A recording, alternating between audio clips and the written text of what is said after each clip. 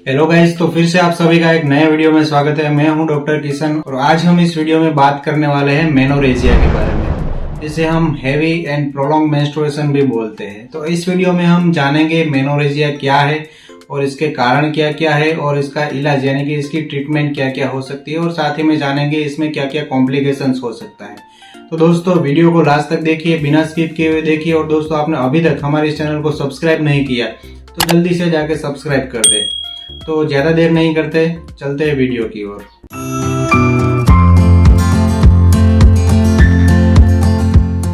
तो सबसे पहले जानते हैं कि मेनोरेजिया क्या है। तो सिंपल भाषा में हम बोले तो हैवी एंड प्रोलॉन्ग मेंस्ट्रुएशन जब होता है तो उसको हम मेनोरेजिया कहते हैं। यानी कि जब हेवी ब्लीडिंग होता है, महिलाओं को पीरियड्स के दौरान बहुत ज्यादा ब्लीडिंग होता है और साथ ही में वो बहुत लंबे समय तक चलता है, तब इसे हम मेनोरेजिया बोलते हैं। मेनोरेजिया एक मेडिकल टर्म है और इसमें बहुत ज्यादा सीवियर एंड हैवी ब्लीडिंग होता है और बहुत लंबे समय तक चलता है। तो अब हम जान लेते हैं कि मेनोरेजिया का कॉजेस क्या क्या है, यानी कि ये होने के कारण क्या क्या हो सकते हैं। तो इसमें सबसे पहला कारण है हार्मोनल इम्बैलेंस।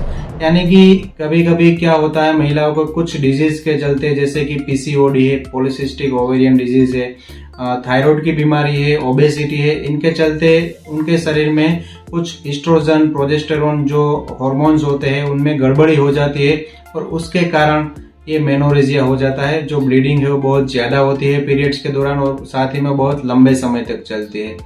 दूसरा इसका कारण है अनओव्यूलेशन। यानी कि जब ओवरीज में से एग रिलीज ही नहीं होगा तब उसे हम अनओव्यूलेशन बोलेंगे।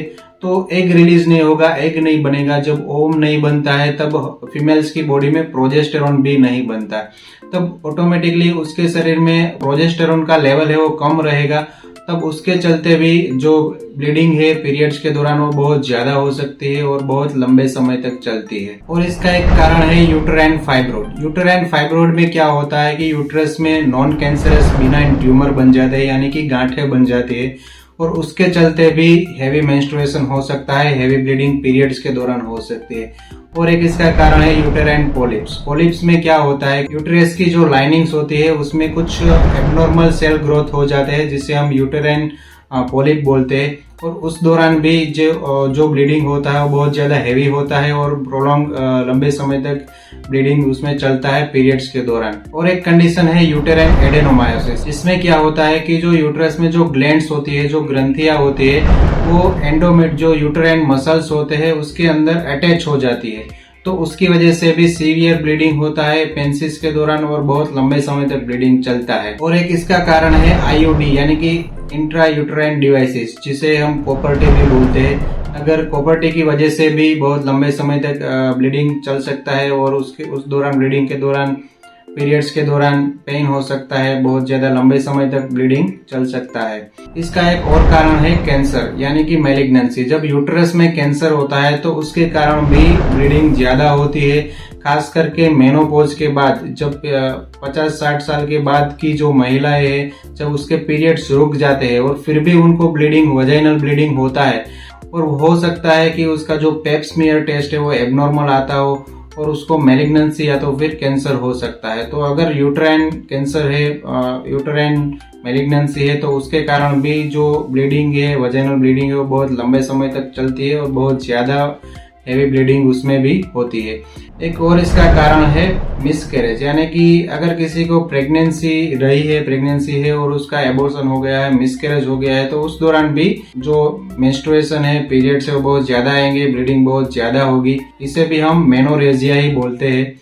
तो उस दौरान भी पीरियड्स बहुत लंबे समय तक चलते हैं और ब्लीडिंग भी बहुत ज्यादा होती है। और एक इसका कारण है कुछ ब्लीडिंग डिसऑर्डर्स होते हैं, जिसमें क्या होता है कि उनके जो ब्लड क्लॉट करने की क्षमता होती है वो कम हो जाती है, उसके शरीर में ब्लड क्लॉट नहीं हो पाता, खून कहीं से पर भी निकलता है तो वो जमता नहीं है अच्छे। तो उसके वजह से भी जब ये डिजीज रहते हैं, ब्लीडिंग डिसऑर्डर्स रहते हैं, तो महिलाओं को अगर पीरियड्स के दौरान खून आ रहे हैं, वजाइनल ब्लीडिंग हो रही है, तो बहुत लंबे समय तक चलेगी और बहुत ज़्यादा हैवी ब्लीडिंग उसमें हो सकती है।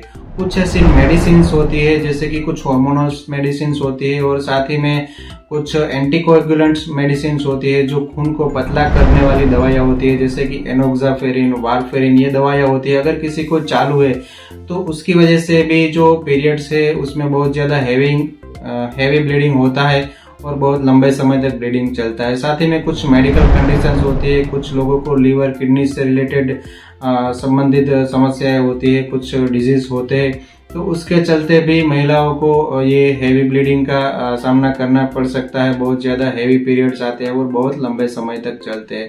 तो ये तो हमने जान लिया कि मेनोरेजिया के कॉजेज क्या क्या है। अब हम जान लेते हैं कि मेनोरेजिया अगर होता है तो उसमें बहुत ज़्यादा हैवी ब्लीडिंग होती है, तो उसमें उसके कॉम्प्लिकेशंस क्या क्या हो सकते हैं और क्या क्या दिक्कतें ज़्यादा हो सकती है। तो सबसे पहला कॉम्प्लिकेशन है एनीमिया, यानी कि खून की कमी हो जाना। जाहिर सी बात है कि अगर हैवी मेंस्ट्रुएशन होगा, हैवी पीरियड्स आएंगे तो खून भी शरीर में से ज़्यादा निकलेगा, तो उसी की वजह से शरीर में खून की कमी हो सकती है, एनीमिया हो सकता है। दूसरा एक इसका कॉम्प्लिकेशन है सीवियर पेन होना, यानी कि जब हैवी मेंस्ट्रुएशन होगा तो उस दौरान जब यूट्राइन कॉन्ट्रैक्शन भी ज़्यादा होगा तो उस दौरान बहुत ज़्यादा सीवियर लोअर एब्डोमिनल पेन हो सकता है, जिसे हम डिस्मेनोरिया भी बोलते हैं। डिस्मेनोरिया के ऊपर हमने पहले से ही वीडियो बना रखी है, तो अगर आपने वो वीडियोस नहीं देखी, अगर आप जानना चाहते हैं कि डिस्मेनोरिया क्या है, उसकी ट्रीटमेंट क्या है, तो आप ऊपर आई बटन में या तो फिर डिस्क्रिप्शन में हम लिंक दे देंगे, वहां पर क्लिक करके आप वो वीडियो देख सकते हो। तो अब हम जान लेते हैं कि अगर किसी को मेनोरेजिया की प्रॉब्लम है तो उसको क्या ट्रीटमेंट दिया जाता है, उसमें डॉक्टर्स क्या दवाइयाँ देते हैं। तो सबसे पहले तो उसमें आता है ब्लीडिंग को स्टॉप करने वाली दवाइयाँ, जिसमें आता है टेबलेट ट्रेनेक्सामिक एसिड या तो फिर टेबलेट इथामसाइलेट। दोनों ही 500 मिलीग्राम की टेबलेट आती है। दोनों में से कोई एक टेबलेट बीडी में दिन में 2 बार या तो फिर दिन में 3 बार TDS में खाना खाने के बाद दे सकते हैं। जब तक कि ब्लीडिंग स्टॉप ना हो उतने दिन तक उसको चलाया जाता है। और एक उसमें दवाई आती है पेन को कंट्रोल करने के लिए। मेनोरेजिया में बहुत ज्यादा सीवियर पेन होता है, तो पेन को कंट्रोल करने के लिए NSAID दवाइयाँ दी जाएगी, non steroidal anti inflammatory pain killer जो दवाई आती है, आइबुप्रोफेन और पैरासीटामोल का कॉम्बिनेशन आता है, या तो फिर डाइक्लोफेनाक और पैरासीटामोल का कॉम्बिनेशन आता है। कोई भी NSAID दवाइयाँ, पेन किलर दवाइयाँ होती है वो दी जाएगी, जो कि BD में या फिर TDS में दिन में 2 बार या तो दिन में 3 बार खाना खाने के बाद आपको प्रिस्क्राइब की जाएगी। जब तक आपका पेन रहेगा, ये शिकायत रहेगी, तब तक डॉक्टर्स आपको प्रिस्क्राइब कर सकते हैं।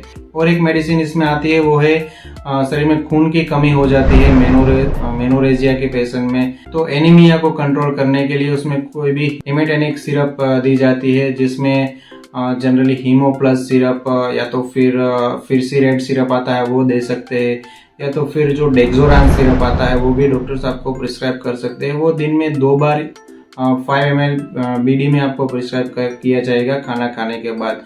जो एनीमिया खून की कमी है उसको पूरा करने के लिए वो 2-3 महीने तक आपको डॉक्टर्स चला सकते हैं, लंबे समय तक। और साथ ही में डॉक्टर्स आपको कुछ हार्मोनल मेडिसिन भी दे सकते हैं। तो इसमें जनरली अगर जो पेशेंट है, जो महिला है, वो चाहती है कि उसको इस दौरान प्रेगनेंसी नहीं रखनी है, कॉन्ट्रासेप्शन चाहिए उसको, प्रेगनेंसी नहीं रखनी है, तो डॉक्टर्स उसको कॉन्ट्रासेप्टिव जो हार्मोनल मेडिसिन आती है, तो इसमें टेबलेट ओवेराल एल आता है, जिसमें कंटेन आता है लिवोनॉर्जेस्ट्रोल और इथारिस्ट्राडियोल कंटेन आता है, जो कि आपको शाम को 1 बार लेने के लिए 21 दिन तक दिया जाएगा। पीरियड्स के 5वें दिन से चालू करेंगे और 21 दिन तक वो चलाया जाएगा। और अगर पेशेंट चाहता है कि उसको प्रेगनेंसी रखनी है तो उसको कॉन्ट्रासेप्टिव पिल्स नहीं देंगे, कोई और हार्मोनल मेडिसिन देंगे, जिसमें आता है टेबलेट प्राइमाउंट एन, जो रेजिस्ट्रोन के नाम से भी आता है और प्राइमाउंट एन के नाम से भी आता है, जिसमें कंटेंट रहता है नोरिथिस्टेरोन 5 मिलीग्राम इसमें कंटेंट रहता है। वो भी ओडी डोज में दिया जाएगा और पीरियड्स के 6ठे दिन से लेकर 25 दिन तक इसको लेने के लिए बोला जाएगा। ऐसा 3 महीने तक उसको करने के लिए डॉक्टर्स बोल सकते हैं। ये कुछ हार्मोनल मेडिसिन थी।